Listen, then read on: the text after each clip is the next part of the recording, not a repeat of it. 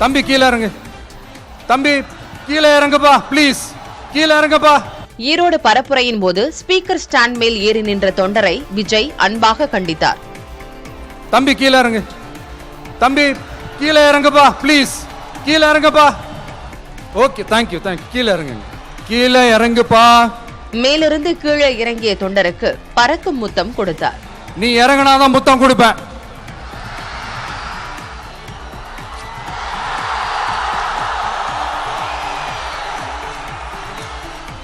திமுக ஒரு தீய சக்தி. திமுக ஒரு தீய சக்தி என தமிழக வெற்றிக் கழக தலைவர் விஜய் விமர்சித்துள்ளார். ஈரோட்டில் நடைபெற்ற பரப்புரை கூட்டத்தில் உரையாற்றிய அவர், திமுகவும் பிரச்சனையும் ஃபெவிகால் போட்டு ஒட்டிய நண்பர்கள் போல் பிரிக்க முடியாதவை என தெரிவித்தார். நீட் ரத்து, கல்வி கடன் ரத்து என பல வாக்குறுதிகளை அளித்து திமுக ஏமாற்றியதாக கூறிய விஜய், சொன்னார்களே செய்தார்களா என்று வினவினார்.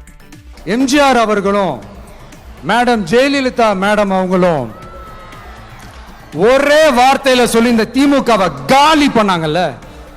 நான் கூட யோசிப்பேன், ஏன் இவ்வளவு ஹார்ஷா பேசுறாங்க, ஏன் இவ்வளவு ஹார்ஷா அவங்கள திட்டுறாங்கன்னு யோசிச்சது உண்டு. இப்பதானே புரியுது.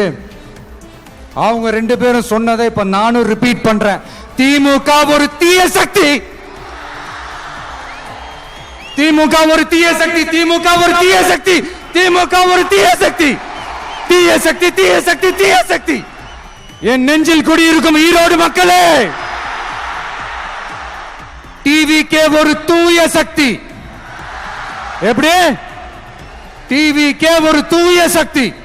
தூய சக்தி டிவிகேவுக்கும் தீய சக்தி டிஎம்கேவுக்கும் தான் போட்டியே.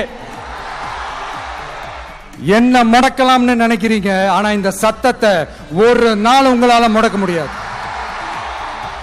மக்கள் விரோத திமுக அரசை வீழ்த்த மக்கள் சக்தியான நம்மளால மட்டும்தான் முடியும். தேர்தல் களத்தில் இல்லாதவர்களையும் களத்திற்கு சம்பந்தம் இல்லாதவர்களையும் எதிர்க்கும் ஐடியா இல்லை என தாவேக தலைவர் விஜய் குறிப்பிட்டுள்ளார். ஈரோடு பரப்புரையில் அரசியல் எதிரி, கொள்கை எதிரியை மீண்டும் குறிப்பிட்டு பேசினார். நம்மளுடைய கொள்கை எதிரி யாரு? ரிப்பீட். நம்மளுடைய அரசியல் எதிரி யாரு? நம்மளுடைய கொள்கை எதிரி யாரு? உங்களுக்கு புரியுது இல்ல? எனக்கு அது போதும்யா.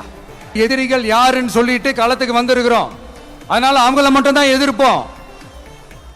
அதுவும் அந்த எதிரிகள் யாரு இப்போ இங்க 2026 சட்டமன்ற தேர்தலில் களத்துல இருக்கிறாங்களோ அவங்கள மட்டும் தான் எதிர்ப்போம். சும்மா களத்திலே இல்லாதவங்களையும், களத்துக்கும் அவங்களுக்கும் சம்பந்தமே இல்லாதவங்களையும் எதிர்க்கிற ஐடியாலாம் இல்ல பாஸ். நீங்க கேட்கிறீங்கன்றதுக்காக எல்லாம் எதிர்த்துட்டு இருக்க முடியாது பாஸ். எங்களுக்கு நிறைய வேலை இருக்குது. அண்ணாவும் எம்ஜிஆரும் தமிழ்நாட்டின் சொத்து என தமிழக வெற்றிக் கழக தலைவர் விஜய் தெரிவித்திருக்கிறார். ஈரோட்டில் பரப்புரை கூட்டத்தில் பேசிய அவர், ஈரோடு கடப்பாறை பெரியார் என புகழாரம் சூட்டினார்.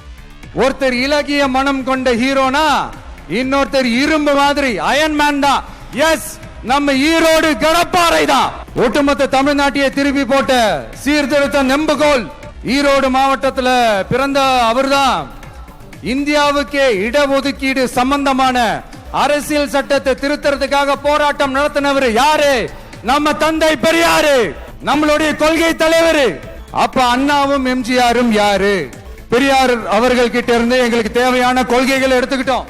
அவரை ஃபாலோ பண்ற, அவரை வழிகாட்டி ஏத்துக்கிட்ட அண்ணா அவர்கள் கிட்ட இருந்தோம், எம்ஜிஆர் அவர்கள் கிட்ட இருந்தோம் தேர்தல் அணுகுமுறையை எடுத்துக்கிட்டோம். அண்ணாவும் எம்ஜிஆரும் தமிழ்நாட்டோட சொத்து. அவங்கள பயன்படுத்துறத பத்தி யாரும் இங்க கம்ப்ளைண்ட்லாம் பண்ண முடியாது. அண்ணா எங்களோடது, எம்ஜிஆர் எங்களோடது, நீங்களா எடுத்துக்க கூடாது அப்படின்லாம் யாரும் இங்க அழுதுட்டு இருக்க முடியாது, சொல்லிவிட்டேன்.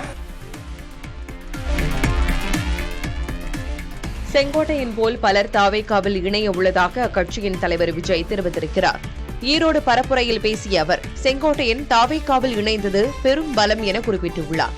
இந்நிகழ்ச்சியில் தாவேக நிர்வாக குழு தலைமை ஒருங்கிணைப்பாளர் செங்கோட்டையன் விஜய்க்கு செங்கோலை நினைவு பரிசாக வழங்கினார்.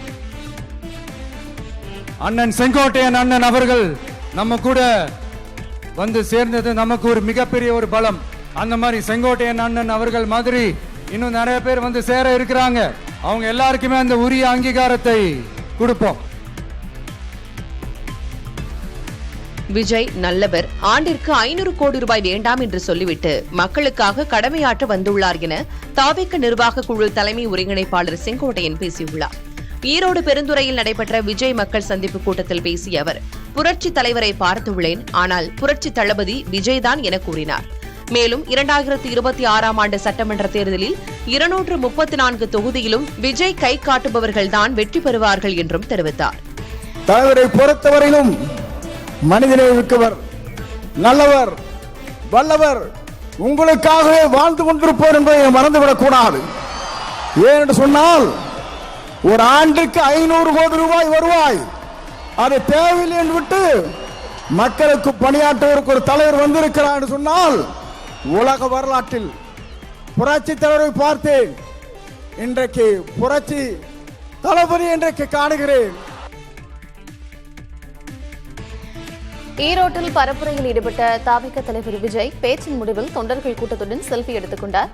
பின்னர் தான் எடுத்த செல்ஃபி வீடியோவை தமது சமூக வலைதளத்தில் பகிர்ந்திருக்கிறார்.